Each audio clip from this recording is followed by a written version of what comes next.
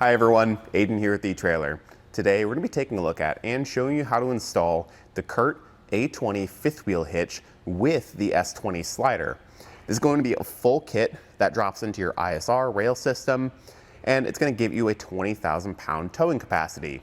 Now, why you might want a kit like this is if you've got a truck bed that's shorter than 8 feet, not recommended for anything shorter than 6 feet, but in that range there where your bed is a little bit shorter and you find yourself maybe with limited turning clearance for your truck and your fifth wheel, this can get you an additional 12 inches of clearance with the S20 slider, allowing the whole fifth wheel assembly to move back 12 inches, get you that additional clearance from your fifth wheel, and then move it back whenever you're done getting that turning clearance. Let's check it out. Now, as far as operating the slider goes, it is going to be more of a manual setup, but I do really like how the handle moves because when you grab it, you pull it towards you, so it's really easy to get it activated. The one thing I will say against it is the pin and clip that holds that handle in this locked position here. It's pretty tough to get out, but I found that if you go to the outside of it and just push and kind of launch the whole thing back like that, it's the easiest way to get it out because of the way this plate is in the way. Once that's done though, we just pull this out towards us, very smooth and easy, and at this point we drive forward. I'll just simulate it right now. This will slide back and auto latch into this new position 12 inches back, giving us that additional clearance for our truck. Now, once we're done, we just pull that handle again, and then whenever this returns to the normal driving position, it'll auto latch into place, and just remember that pin and clip to put it back in, and you're ready to go. So everything's very easy, and it locks in automatically on both sides. Now, comparing this handle to some other options out there, maybe like the B&W slider, that's going to be very similar in the fact that it's a more manual slider. You have to come out and grab the handle to get it to slide back, and then it'll lock in place. Now, I like this handle design a lot better just because, like I said before, you're pulling it towards you. Aside from that pin and clip there, it's very easy to operate. Whereas with the B&W one, you have to grab the handle like this and pull it back. So you're not at any point moving it towards you, and it can be a little bit hard to reach depending on your truck and your height as well. I'm a fairly tall person, and this truck is at stock ride height, so I can reach this very comfortably, and as I pull it towards me, it only gets easier from there. So it's just something to think about depending on your truck and your height as well. Now, as far as the A20 fifth wheel head goes, that's going to match the same 20,000 pound capacity for our gross towing weight as the S20 slider there, so you're really getting the most out of the whole system this way. And then it can support a maximum vertical load of 5,000 pounds, so that's just something to keep in mind. You do want to check your truck as well and see what it can handle, and make sure you're going by the lowest rated component in your system. The A20 uses a dual jaw design, which will close around the kingpin, and you can see here the jaws overlap with each other like that. This gets us 360 degrees of contact around the kingpin for a very solid fit. You can operate those jaws by coming to the outside of the fifth wheel here where we've got our handle held in place by another one of these pins and clips, this one being much easier to operate, and you can even swap this one out for a padlock to keep people from messing with this when you're not around. But with that removed, we can pull the handle out and back, and looking at the jaws, you'll see them spring open. Now I'll grab a dummy kingpin right here and simulate as we're backing up to our trailer. It'll go in between those jaws, pull back, and latch into place. The handle snaps back in, and all we gotta do is re-secure it with our pin and clip to keep it from moving. But here we've got our full contact being made on the kingpin, nice and secure. Now, you probably noticed as I'm messing with the fifth wheel here that the head has a lot of movement, and that is by design. The torsion system inside is going to help give us movement side to side, front to back, and really just all around 360 degrees. Definitely getting more of that in the side to side and straight front to back range, but it's going to help for a number of things. As we're hooking up, if we're not perfectly backed up to our fifth wheel, these jaws will guide our kingpin in, and then the head can flex to meet it. So if we're not perfectly backed up, it can help with the initial hookup process, but it'll also help with shock absorption whenever we're going down the road, keeping that chucking to a minimum and helping to keep the noise down as well. And with that dual locking jaw, we've got an indicator on the back side of the fifth wheel here, letting us know whether we have a positive couple ready to tow, we're fully open, or not fully latched.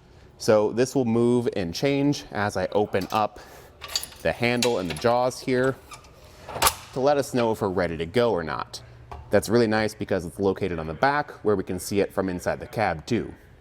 With this setup, we've got a variety of different heights we can set our hitch at.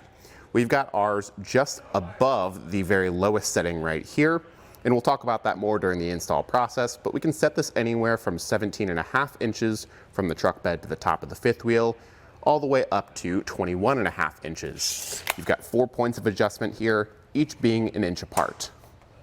The full kit here is going to be steel construction from the sliding base to the fifth wheel head itself.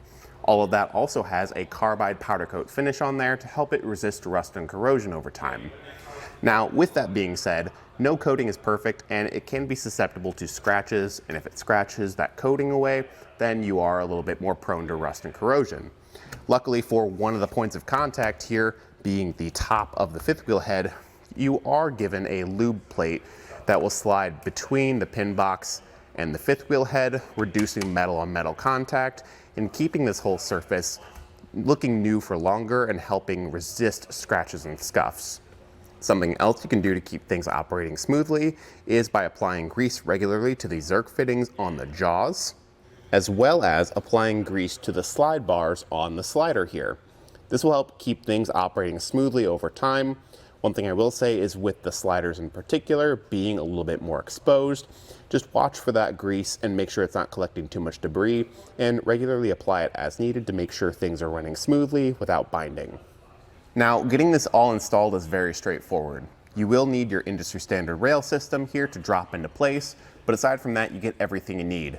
The slider itself comes out of the box ready to just drop in place and included with all the pins and clips.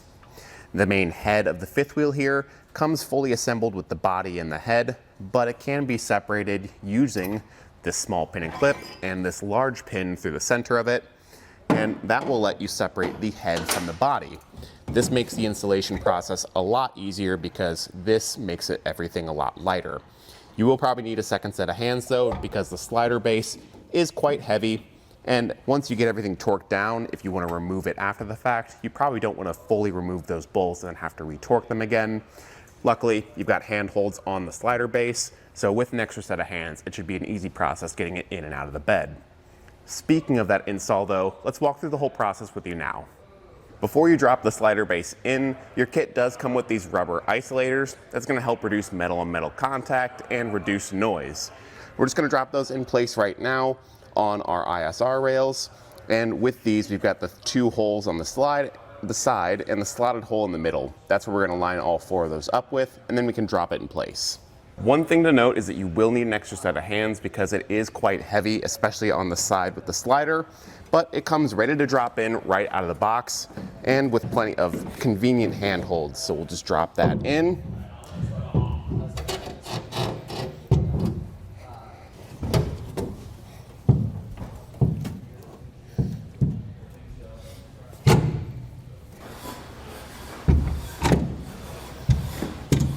With the base in place, we can get our pins and our clips, slide those through the tabs in all 4 corners, and then attach our fifth wheel.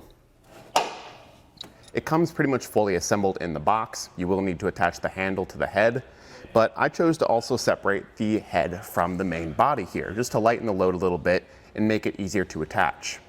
For our application today, we're attaching it to our sliding base here, the S20.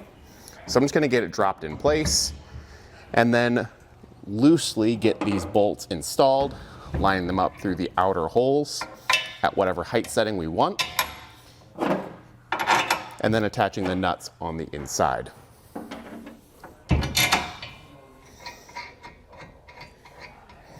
Now at this point, once you've got it set to your proper height, you can tighten it down and torque it to the specifications found in your instructions.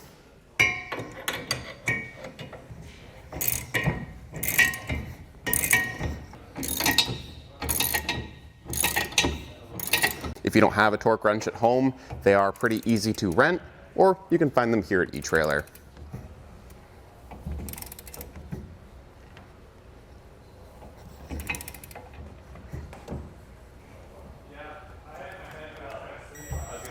And repeat that process for all your other hardware.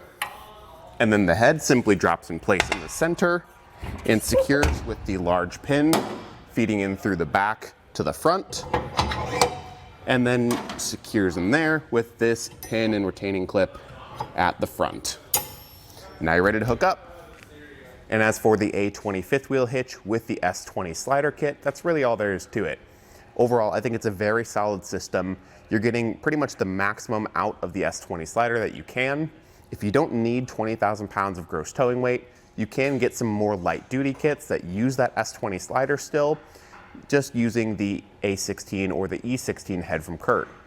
If you need more weight capacity, you can upgrade to the S25 slider with the A25 head. Functionally, all these kits are going to be pretty much the exact same thing. It's really just down to what weight capacity is going to work best for you. Aside from that, if you already have the fifth wheel head and you're just looking to get a sliding base, you can get the sliding base separately. Just make sure you get the right one for your existing fifth wheel head. And really, that's all it comes down to, is just getting the right thing for your whole setup. But I think if you're starting from the ground up, you're looking for a slider with a fifth wheel head, then this option from Curt is going to be a really solid middle of the road option in terms of weight capacity, but also be very easy to use. Thanks for watching.